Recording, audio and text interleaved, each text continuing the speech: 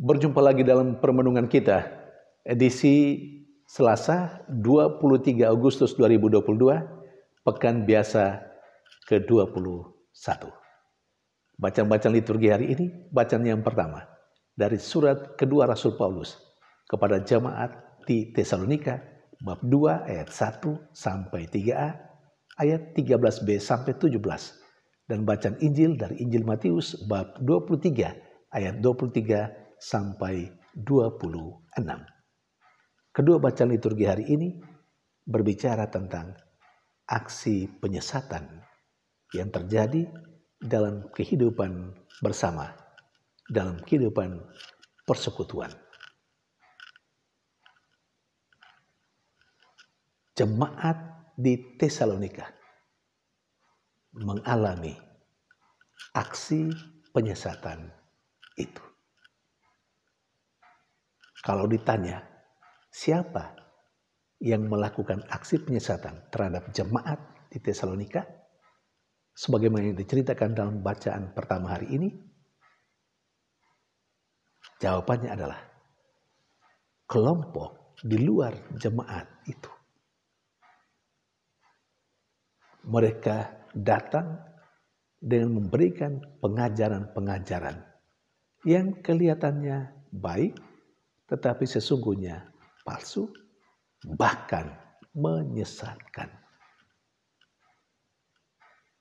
Karena itu, Rasul Paulus yang melihat fenomena itu menegaskan dan mengingatkan jemaatnya di Tesalonika untuk hati-hati. Dia mengajak mereka supaya hanya mengikuti Injil yang diwartakan oleh dirinya dan teman-temannya. Dari bacaan pertama, kepada kita diberi pesan. Aksi penyesatan itu datang dari orang di luar persekutuan. Dan cara melakukan aksi penyesatan adalah dengan menyampaikan ajaran-ajaran palsu, ajaran yang tidak benar. Mungkin kelihatannya baik, tetapi tidak benar. Sementara dalam bacaan Injil, Yesus mengecam kemunafikan hidup orang-orang Farisi dan ahli Taurat. Dalam konteks bacaan pertama, sesungguhnya kemunafikan hidup juga salah satu bentuk atau cara aksi menyesatkan. Anda lihat dari bacaan pertama, aksi penyesatan dilakukan dengan cara memberikan pengajaran yang salah. Sementara yang kedua, dalam bacaan Injil atau dari bacaan Injil, kita melihat, kita memahami aksi penyesatan itu dilakukan dengan tingkah laku, dengan cara hidup, dengan kemunafikan cara hidup.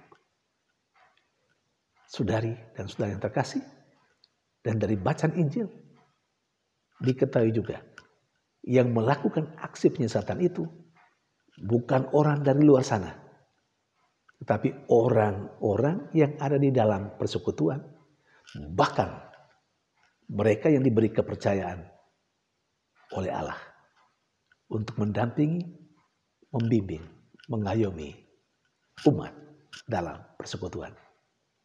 Bukankah orang-orang Farisi, ahli-ahli Taurat, adalah orang-orang yang mendapat posisi luar biasa menurut hukum Taurat, yang seharusnya menjadi panutan, memberikan contoh hidup yang baik. Tetapi sebaliknya, dengan kemunafikan hidupnya, mereka menyesatkan banyak umat. Saudari dan saudara yang terkasih, intinya kalau kita memberi kesimpulan dari kedua bacaan liturgi hari ini, kedua bacaan berbicara tentang aksi penyesatan. Aksi penyesatan itu dilakukan oleh dua kelompok manusia.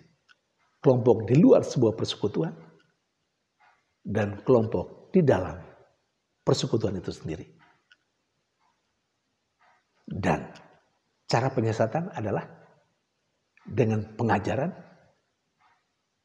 dan yang kedua dengan tingkah laku, dengan cara hidup, dengan perbuatan yang keliru, tapi itu sungguh menyesatkan. Apalagi itu dibuat oleh mereka yang seharusnya memberikan contoh hidup yang baik. Saudara-saudara yang terkasih, kalau kita boleh bertanya, apakah kita adalah korban dari aksi penyesatan itu? Atau kita pernah menjadi pelaku aksi penyesatan itu? Bisa saja kita menjadi korban aksi penyesatan. Aksi penyesatan baik yang datang dari luar, bahkan juga orang-orang di dalam persekutuan kita sendiri. Yang datang dari luar misalnya, orang-orang dari golongan lain, yang beriman lain, yang memberikan pengajaran-pengajaran yang menyesatkan, yang mungkin melawan apa yang diajarkan secara benar dalam kehidupan kekristenan dalam gereja kita. Tapi bisa juga pengajaran-pengajaran itu datang, pengajaran-pengajaran yang menyesatkan, atau aksi penyesatan datang dari orang dalam. Bahkan orang yang mungkin diberi kepercayaan untuk mendampingi. Bisa saja. Dan mereka melakukan itu mengatasnamakan Allah. Banyak orang toh, misalnya di lingkungan-lingkungan, mungkin juga ada di antara kita yang mengatasnamakan umat, bahwa umat tidak bisa begini, tidak bisa begitu, umatnya mengeluh begini, padahalnya mungkin saja umatnya tidak mengeluh, tapi kita mengatasnamakan umat. Untuk tidak buat ini dan tidak buat itu, tidak melakukan ini dan tidak melakukan itu, yang menjadi kebijakan paroki, dan kebijakan paroki atau aturan dari paroki yang sebenarnya datang dari atas, dari keuskupan misalnya. Misalnya tentang celengan Yesus. Sungguhnya itu program dari keuskupan. Ini salah satu contoh saja di Keuskupan Agung Jakarta. Tetapi ada juga toh, ada umat dalam lingkungan yang berkeberatan. Lalu mengatasnamakan umat secara keseluruhan untuk tidak melakukan atau mengumpulkan aksi atau celengan itu. Hati-hati, Anda bisa disesatkan. Dan hati-hati juga Anda menjadi pelaku aksi penyesatan itu. Saudara dan saudara terkasih, semoga kita membaharui hidup kita. Mari kita menjalani hidup kita menurut ajaran yang asli yang diberikan kepada kita. Hati-hati dengan medsos. Tidak jelas informasi dari mana, tapi itu menyesatkan. Kita mau tahu sumbernya dari mana. Sumber yang mesti dari Katolik yang sudah jelas. Itu harus kita ikuti. Jangan sampai kita mengikuti info yang sumbernya dari mana tidak jelas, yang menyesatkan saya dan Anda. Dan juga jangan sampai kita menyesatkan orang dengan mengatasnamakan pastor atau mengatasnamakan Tuhan atau mengatasnamakan umat sendiri. Tuhan memberkati.